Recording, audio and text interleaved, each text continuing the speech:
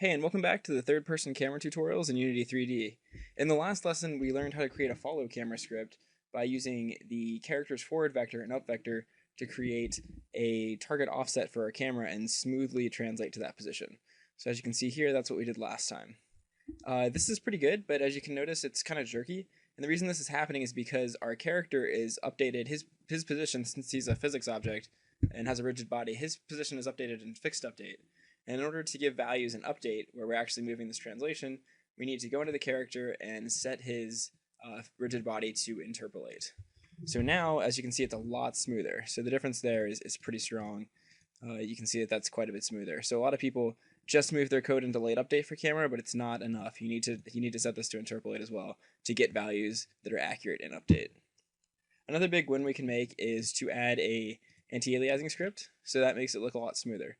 And these are standard assets that come with the Pro version of Unity. All right, cool. So let's add those back in the editor and make sure that they stick to our character.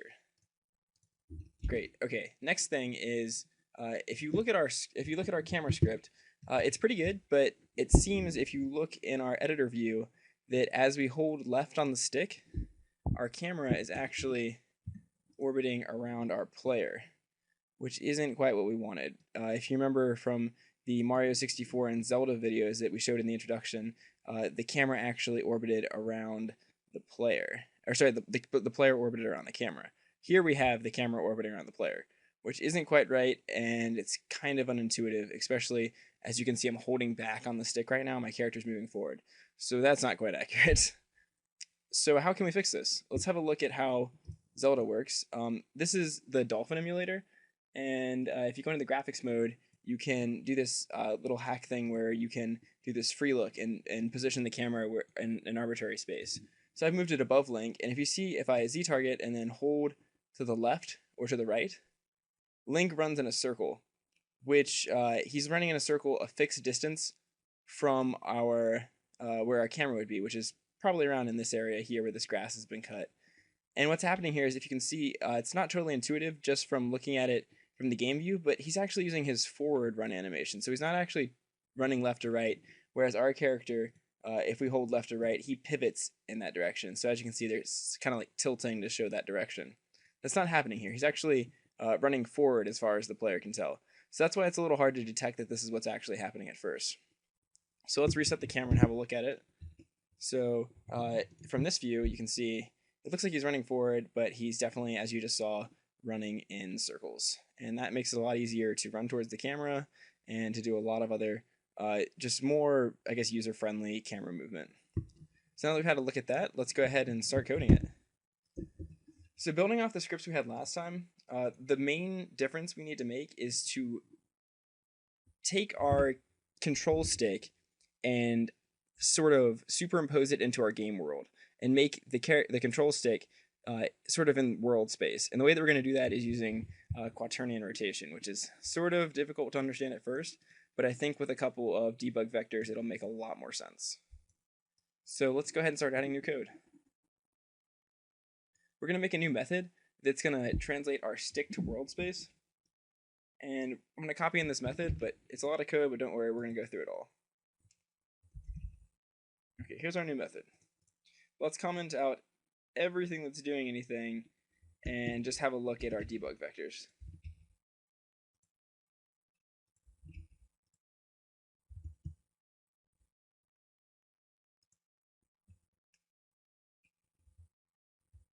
And we're just going to look at the stick vector at first. So actually we'll keep all these for now. They're probably fine. So let's ignore all the code and just look at the stick direction. And let's go ahead and call this method every frame in our update method.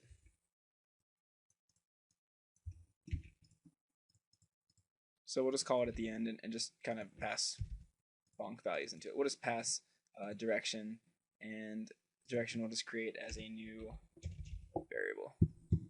So create that as a new internal parameter. So we'll make that a nice global variable up here. And we've already got speed, so we're good there. So we've got speed and direction, and horizontal and vertical. So what we're going to do is here we're passing in these by reference, passing in the game cam, which we actually need to set this. This is a reference to our games camera. So let's add that variable as well. We'll make that an inspector variable. And we need to also pass in this transform. So we're passing in the character's transform, the transform of our game camera, and two variables that we're going to set in this method.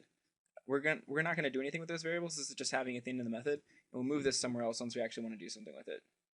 So now that we've got this, we want to change the names of these variables. Actually, I think it's better just to call them horizontal and vertical, just for clarity's sake. H and V aren't the greatest names for variables in the world. And go ahead and just add a comment that these are private global variables only, and we do not want to set these in the inspector. And all these serialized variables we definitely do want to set in the inspector. All right, so we've got all this. That looks good so far. We want to set our game camera in the scene view. Oh, we have a bug. So direction speed. That is another serialized variable that's going to determine how fast we want the character to turn. But we'll get to that in a minute. So sorry about all the code being added at once, but we'll definitely go through it all in just a moment. Okay, so now we've got this. Hopefully everything will compile. Okay, cool. Everything compiled. And we have our new variables that appear here. So let's just drag the game camera into this right here. And let's just run it and see what we get. So we've got one debug ray here that's going to be blue, and it's going to be positioned on top of our character. So let's play the game. And let's free this camera so we can actually look around. So as we move the stick, we should be able to see that. Let's get a little bit of tilt here just so we can see it a little better. Okay, so let's run around for a minute and just see what happens. So we've got a vector that's corresponding to the way our character is moving. Just for clarity, let's set this to be just in the positive z direction. So we have our world facing in positive z. As you can see here, world is facing in this direction. Let's turn on orthographic just to make it even more clear. So what's happening with this stick vector? So this is just our controller mapped to a vector and positioned in world space over top of our character. So this is nice, but we want to actually make it in the direction that our camera's facing and have those two be relative. So we're going to need to use a couple methods to do that. So that'll be on our next step. So we've got our stick vector in there. And that code was pretty simple. All you have to do is just calculate, just like we did before. You just take vector 3, horizontal and vertical, and just create a vector out of them. And then we just position this over top of the character here. So these are the only two lines of code that we actually we're looking at right there. So now we're passing in the root. So we want to grab the roots forward, and we want to position this vector, this stick vector, in relation to the way that the camera's facing. So we've got the camera direction here, and the way that you get the direction the camera facing is just called camera.forward, and that's giving you this blue vector right here. So we've got camera.forward, but we don't want to have any y movement in it. We just want its value in x and z, because we're translating our stick vector, which you can see is just in x and z. Since we just set it right here, there's no y value here. So we want to kill the y value in the camera direction as well. So we want to have the direction of the camera be in the same plane, which is the 0y plane, as our stick vector. So we got that here. We just killed the y. And now we want to use quaternion from to rotation. And what this does is it takes the camera direction and puts it in the same vector space as vector 3.forward, which is the vector space that we have our camera stick in. So as you can see here, it's pointing towards vector 3.forward, which is just the blue world vector, which you can see right here, this one right here. So as you can see, as we just push forward, that blue vector on top of our character right here is pushing in the positive z direction. So we're going to call that referential shift, and we're going to take our stick direction and multiply it by this value that we got. And this multiplication sign isn't a normal multiplication sign, it's the quaternion multiplication sign. And if you look in the Unity docs, you can actually find quaternion multiplication.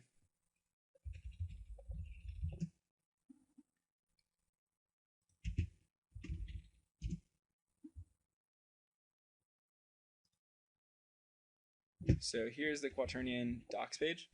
And if you see, we've got operator times. This combines the two rotations. So we're taking the rotation of our camera that we've put into this space, and we're multiplying it with our uh, with our root direction, and that's the direction of the characters that it's facing forwards. So let's have a look at what this result is here. So we've got move direction here that we just set. So let's uncomment move direction and look at what that vector appears to be.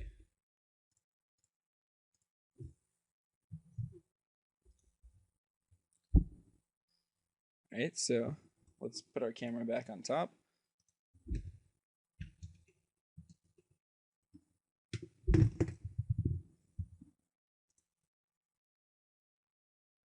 So now, let's turn on gizmos here too, just so you can see.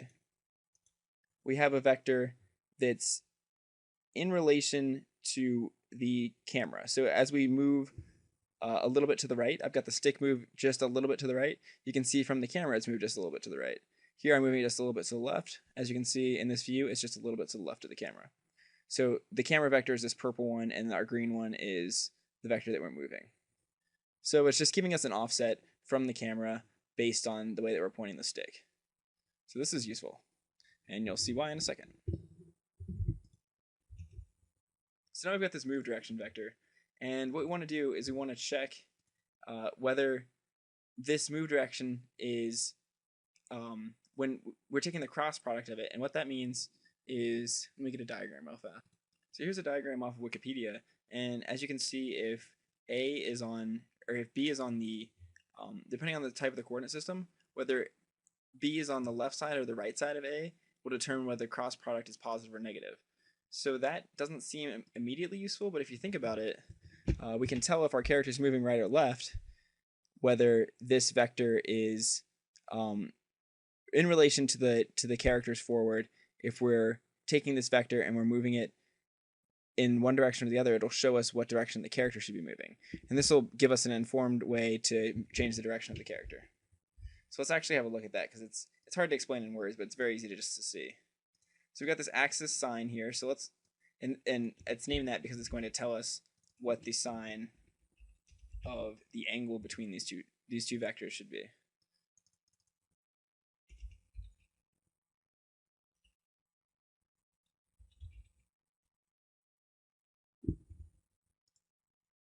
So we'll make that a red vector.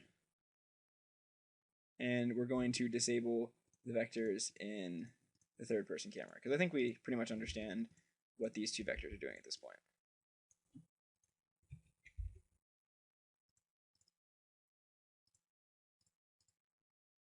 So we've got a bug here. We did not specify the right name.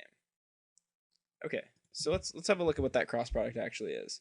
So we're taking the cross product of the character's forward vector and our new green vector, which is our controller shifted into the camera coordinate space.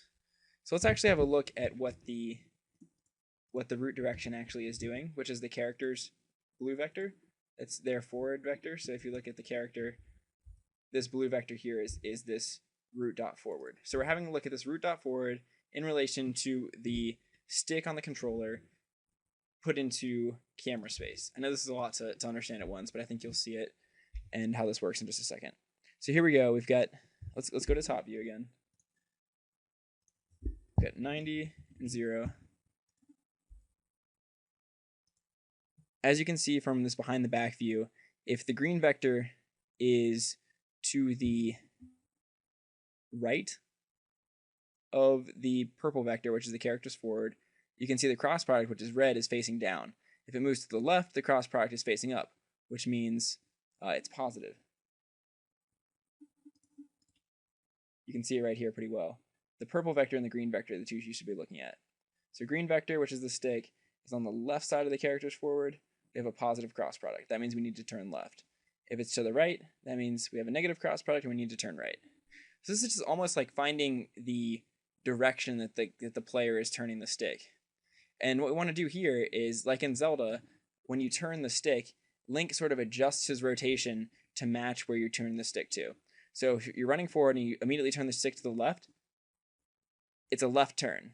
If you keep turning the stick in a circle, you keep turning left in relation to where Link is facing.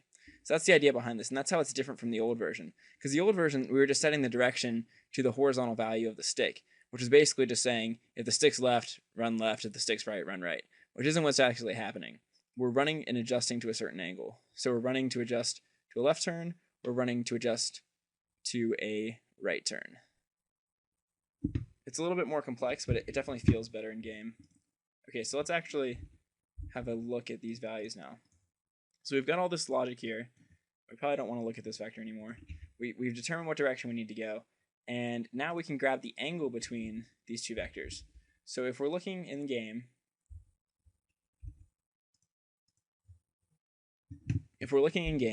we now know what direction we need to turn based off of this red cross product, left or right, and we know the angle at which, I guess the angle shows the amount at which we need to turn.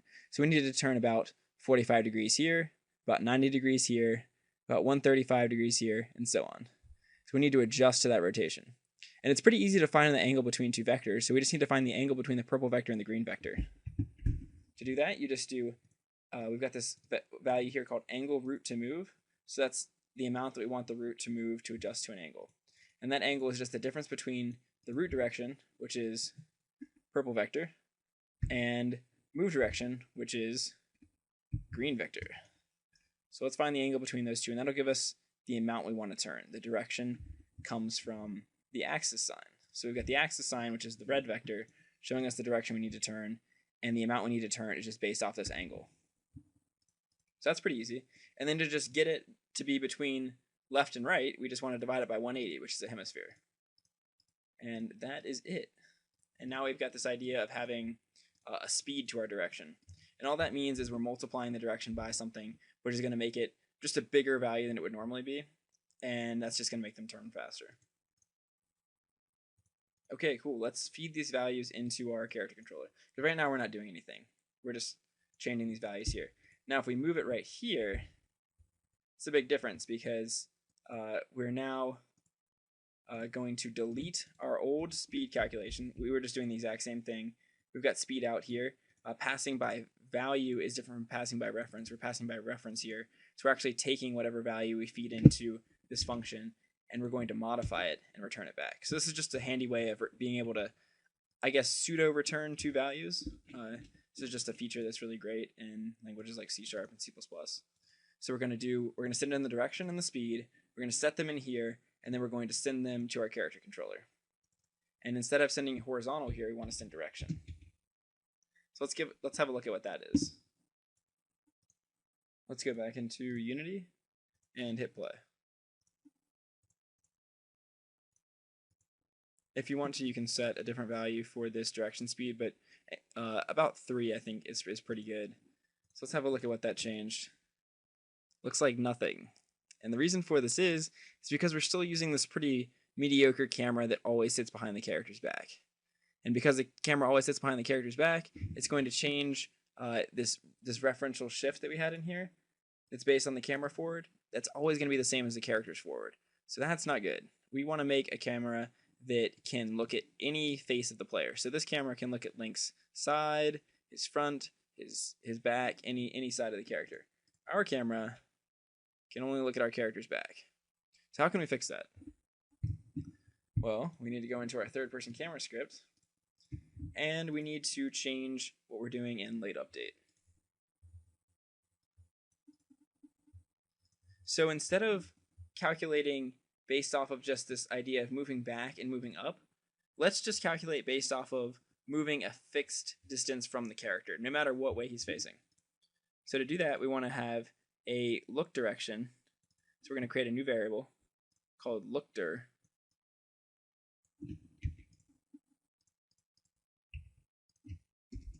And that's going to be the direction that we're going to be looking at. We also want to create a new variable called offset. It's going to be the height from the top of the character that we want to look at. That's just an easy way of moving up from the character, because right now we're looking at his feet if you just set a low value for transform.up. So let's go into this, and we want to set our, let's change the name of this. It's really not what we're following. We're following a transform, so I'm just going to change the name of this just to make it more clear. Let's get follow X form, and we want to basically just probably move all this code down, and we want to set this character offset each frame. And what character offset is going to be is a new variable that is going to just it's just going to be a distance from the character's follow transform, which is his feet, plus some height. Now we want to calculate the direction that the camera is in relation to the player. And to do that, we're going to use that lookdir vector. So we've got lookdir, and we've got the character's offset, and we want to subtract from it the position of the camera. So this is going to give us the vector, and it's going to be from the character, his top of his head or whatever, to the camera. We want to kill the y value of it and normalize it. And what this does is it gives us a direction. And let's draw that ray from where the camera is in that direction, and we'll color that green. So let's see what change that made.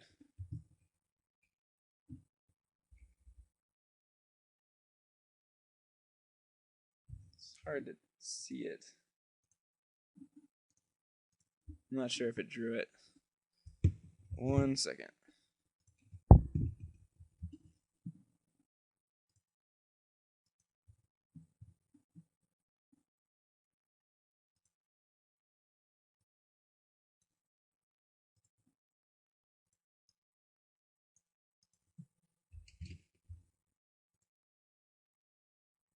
Okay, let's give this a test.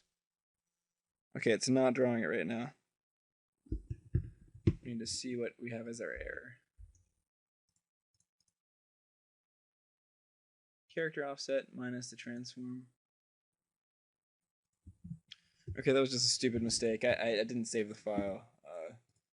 My bad there. So let's go ahead and play it, and there it is. So we have our green vector right here from the camera. You can see it poking out from right here. It has no y value, and it's facing the character. So now we can use that vector to determine the direction that we want to face the character instead of always just facing from his back and up some degrees. So let's do that. So we're going to use a new value for target position. Here's our old one. It's a grammar error in the comment there. And here's our new line of code. And let's look at how they're different. So our new one is going to be, we're going to be setting the target position, and we want to smooth in a new function. So we're going to create a new function that just we can pass values to, because we're going to actually want to do this multiple times. So we'll create this new smooth position function, and instead of just setting transform.position, we're going to do smooth position. And instead of using these values, we're just going to use the, for our from value, we're going to use this.transform.position, so we're going to use the same thing. And we're going to tween to target position. And we need to decide how to set that. And that's going to be a new variable. So let's create this new target position variable.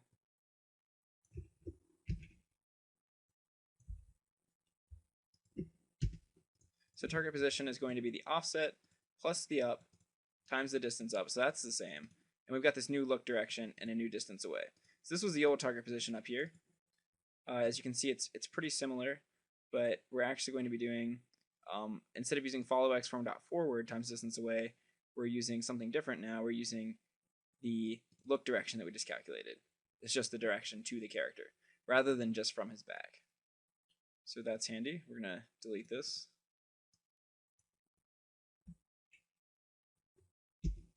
And we can look at this target position in the same way we looked at the other one.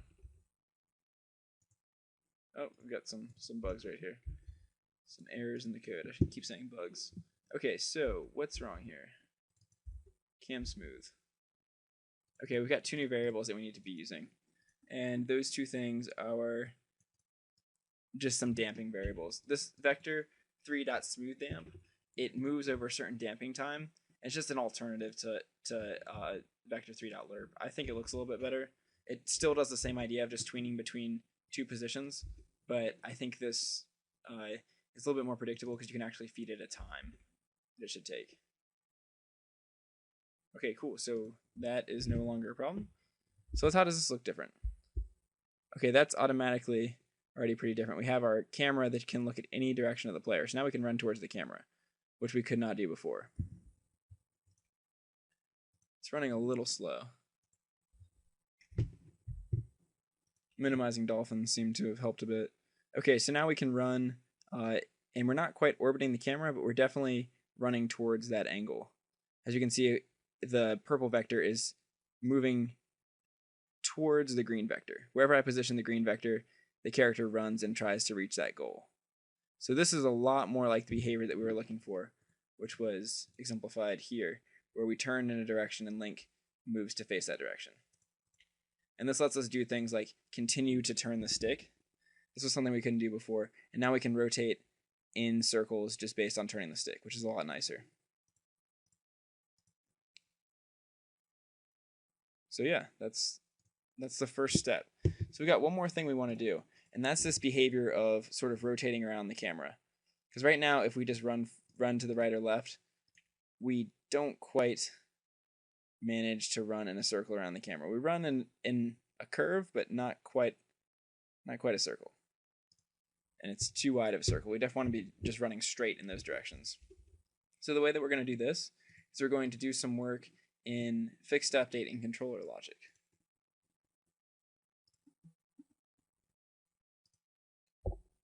So I'm going to copy some code into fixed update. So what we're doing here in fixed update is we're rotating the character's model if the stick is tilted right or left, but only if the character is moving in that direction. And I'll show how this changes if you don't actually put this condition in. And this supposes a new method that says it is in locomotion. And the way that we're going to check if it's in locomotion is just query against the state machine, the mechanism state machine, and look for a hash ID. And we're going to set that hash ID, create a new variable for it. We're going to call it locomotion ID. And as soon as the game starts, in the start method, we just want to store this. And it's a lot faster to look up these ints than it is to look up these full strings. It's a lot faster just for performance reasons. So you typically want to do this for best practice. I'm not sure if it's performance sensitive code, but it's definitely doesn't cost you any extra time, and it actually provides nicer code because you can just change this, and then everywhere we'll use this new variable. So I think it's just a nicer way to do things. Okay, so we're missing rotation degrees per second. So let's copy that variable in.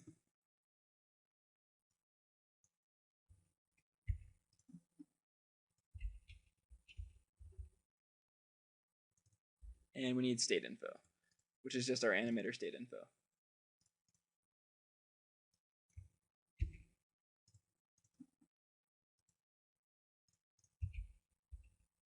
And we want to set state info in each one of our update functions.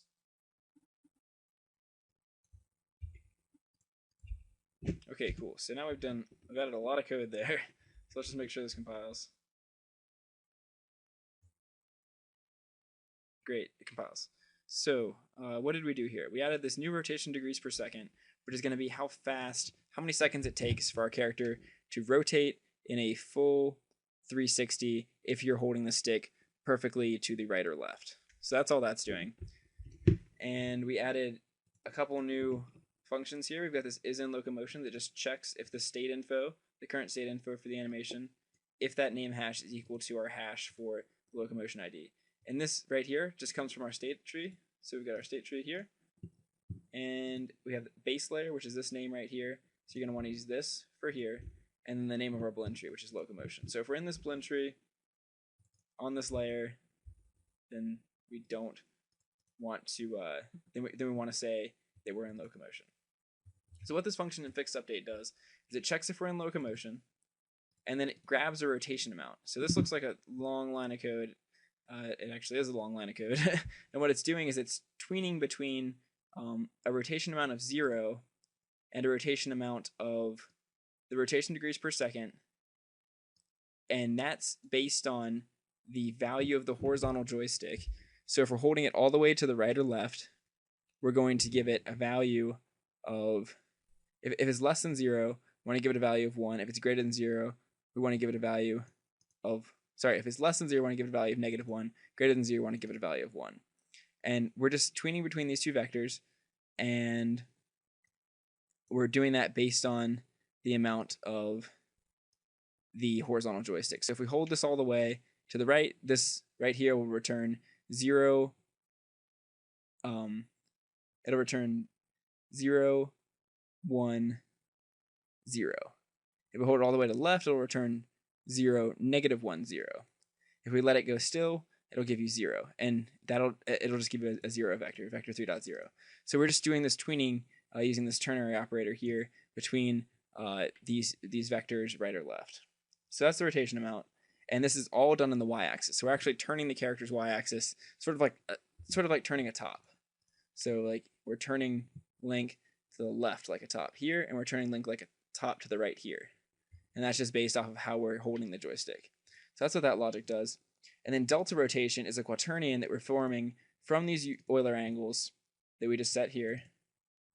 And we're normalizing it to time.delta time. And all that's doing, this time.delta time, is just making sure that on every system he turns 120 degrees per second, and not if you have a faster computer, he turns faster. If you have a slower computer, he turns slower. So this is pretty necessary right here. And then finally, we just want to set the transform.rotation equal to the product of the quaternions. And we just talked about this earlier. If you look in the Unity script reference, this is adding the two rotations. So that's all that does.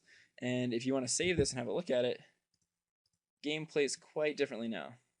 So now if you run to the right, he runs to the right just like how we wanted, like in Zelda or Mario, or insert any Nintendo third-person game here. So we're matching these angles properly, as you can see, between the blue, or sorry, well, I'm colorblind, the purple vector and the green vector. And we've got this behavior of running right and left when you hold all the way to the right or left. And if you look at the state tree, when he's running right and left, you'll notice that it's actually using the run forward animation, which is what we wanted. But we're still turning. So that was the tricky part there. And you can see this cross product too, this red vector here that's moving up and down. So that's pretty handy. But what is this if statement for right here? Like, why do we have to say all this stuff up here? So the is in locomotion makes sense. You only want to do this if he's moving. But what about this and right here? What this is saying is, like, if the direction that the character is moving is right and the direction of the stick is right, so that's if you're doing this, you want to do this turning like a top behavior. But if the direction, or if the direction of the stick is left and the horizontal direction of the stick is left. So if he's turning left and the stick is left, you want to do this. If he's turning right and the stick is turning right, you still want to do it. But you don't want to do it if he's turning left and the stick is going right, because that'll give this like sort of fighting behavior. And I'll show you what that looks like, just so you can see what's happening there. And this is a pretty fatal bug. It doesn't look very good. So it looks fine here. And then as I start turning around, you've got this sort of fighting behavior. And look, I'm holding all the way to the right, but the character's turning to the wrong direction, and he can't quite make the turn, and it just doesn't feel very good. So you definitely want to make sure that you have those conditions in there, because otherwise you get this sort of unwanted behavior. So let's undo that and save it. I think probably we want to lower the camera a little bit too. It doesn't look quite right yet. So let's have a look at our main camera here. We've got our offset, we've got our distances, we've got the values saved over here in a text document that look pretty good. So I want to do distance away of 3.5 and a distance up of 2.5, or sorry, 0.5.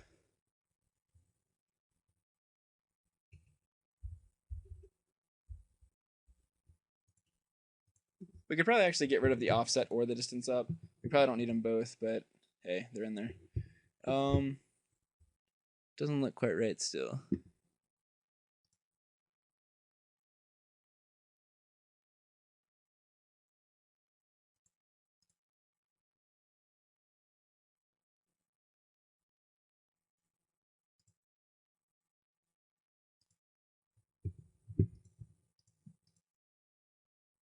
Oh well, you get the idea. It works well. I think we just need to kind of move this value up a little bit.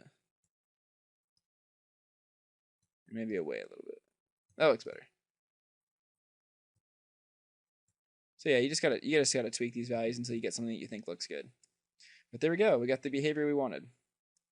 We can do turns, the stick is working correctly, and we can control the character in 3 dimensions with just one stick. So this is pretty nice. It's a lot easier to navigate these cubes now that we can face the camera. All right, thanks for watching, and I'll see you in the next lesson.